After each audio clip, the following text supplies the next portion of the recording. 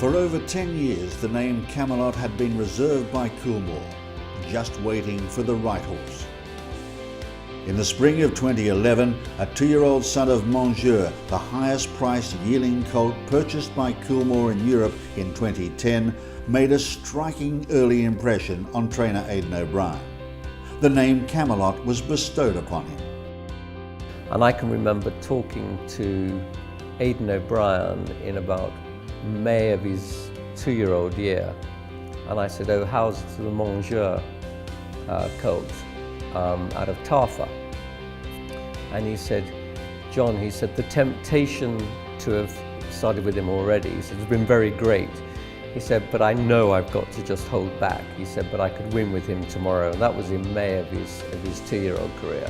Making his debut at Premier Irish Track Leopardstown in July, Camelot's lofty reputation preceded him, and he was sent off the $1.30 favourite. Camelot stretching on is going to land the odds. Camelot wins by 2 lengths. Pitched straight into Group 1 company next time out, and again starting odds on, he produced a breathtaking performance to take out the Racing Post Trophy, one of Europe's premier juvenile contests. Still O'Brien waiting on Camelot in behind. What will the favourite find? He's getting there now. Zip Top leads from fencing. Here's Camelot almost on the bridle, coming through on the near side. Oh, he's a good horse, all right. Oh, Camelot at leisure. Oh, a very smart horse indeed. He lives up to the hype and wins the Racing Post Trophy in tremendous style. Cool as you like. They came through on the stand side and won this race with plenty in hand.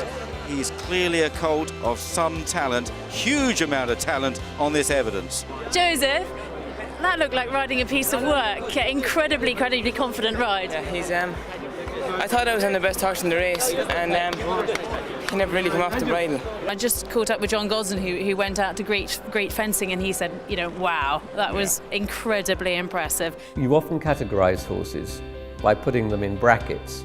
Sometimes they can do things at 2, sometimes they can do things at 3 if they're later maturing.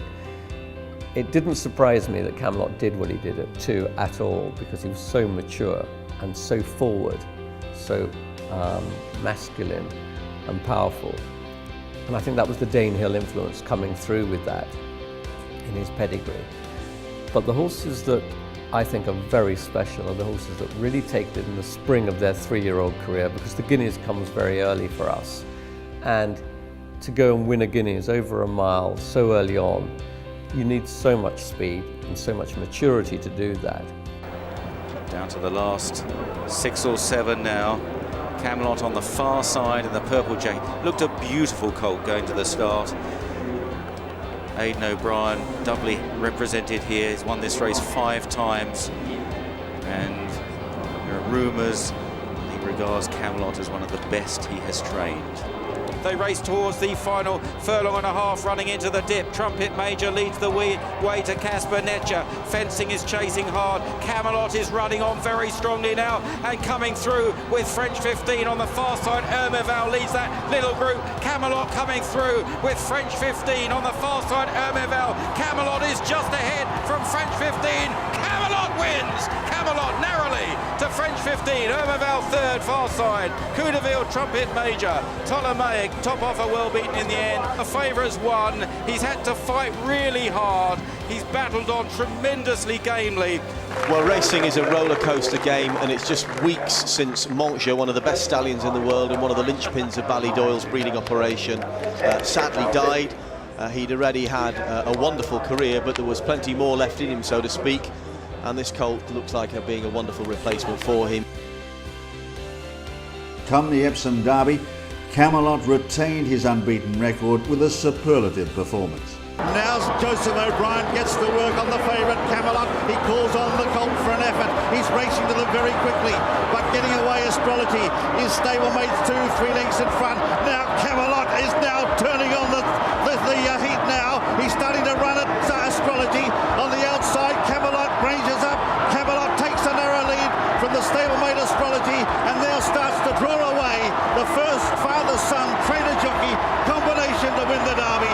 Aidan and Joseph O'Brien. I'm a big fan of Federico Tesio, whose most famous quote was, about the Epsom Derby. The thoroughbred depends not on the way we perceive it, but on one plank of wood. And Camelot in the Derby recorded a time of 2 minutes 33.9 that was worth a time form speed figure of 128, placing him amongst the fastest Derby winners of all time. And why Tezio liked that race was because it combined speed and stamina, which he believed were not extremes but complements. And that day Camelot showed what he did on other occasions over a shorter distance as well, in that he had the ability to travel really well, but also to do so for a long time. He had sustained pace, he had the ability to go through the pain barrier, to keep going and to open out at the end of a testing mile and a half. It was one performance to rule them all. I think those are the qualities which are transmitted down the generations. That's what Tezio was referring to, and that's why Camelot stood out. Next up was the Curragh, where Camelot defied appalling conditions to become the first colt since the Great Nijinsky in 1970 to land the 2,000 guineas Epsom Derby Irish treble.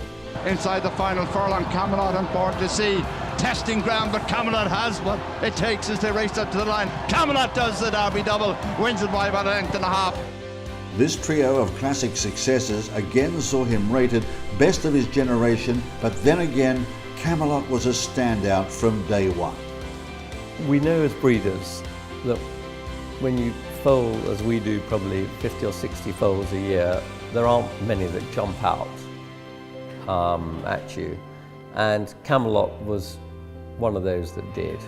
He was always the leader of the crop that we had, of that 60 foals through our hands that year.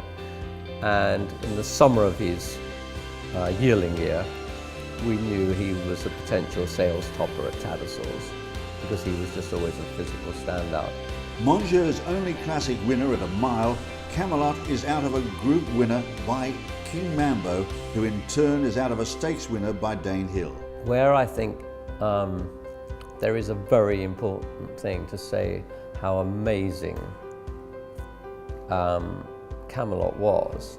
If you think about it, his Grand Dam was by Dane Hill, which is mature speed and precocity. His dam was by King Mambo, which is a brilliant miler, and he is by Mongeur. And that's why the horse with those three influential sires in his pedigree enabled him to be a brilliant 2-year-old, a Guineas miler, and have the influence of Mongeur to help him stay in the Derby distances. So he was the perfect horse. The 2013 European season saw 3 different Epsom or Irish Derby winning sons of Mongeur, all sire Group 1 winners, headed by the brilliant Arc winner Trev and one of France's leading 2-year-olds, Ecto. He was a tremendous horse, Camelot. When you think of his first 5 races, he won them all, and 4 of them were Group 1 races, from the Racing Pulse Trophy onto the 2,000 guineas at Newmarket. Just elegance all the way down the hill at Epsom when he just ran away with the Derby. He showed that he had courage as well as class in the Irish Derby under very, very demanding conditions. And all in all, a terrific horse. I remember Camelot as a racehorse as a really elegant athlete. He had this flowing power that just made other horses look fairly ordinary in comparison. He was a very, very gifted athlete over a range of trips. A European champion at 2 and a European champion again at 3. Camelot, a true legend of the turf.